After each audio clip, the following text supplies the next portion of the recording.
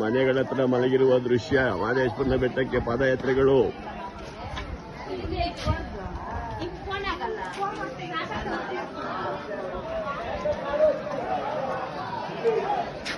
ಇದು ಮಂಚನಹಳ್ಳಿ ಗ್ರಾಮ.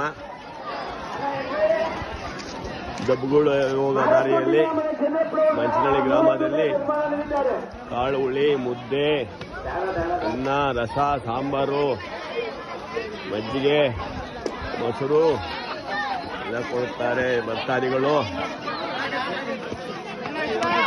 ಜೈ ಗುರುದೇವ. ಇದುವರೆಗೂ ನಾವು 40 ಕಿಲೋಮೀಟರನ್ನ ನಡೆದುಕೊಂಡು ಬಂದಿದ್ದೇವೆ.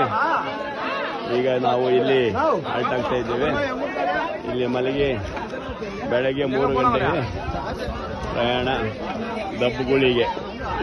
ನಾಳೆ ಮಾಡಿ ಅಲ್ಲಿಂದ ಆಚೆ ಮಹದೇಶ್ವರನ ಬೆಟ್ಟಕ್ಕೆ ಪ್ರಯಾಣ. ಜೈ ಗುರುದೇವ.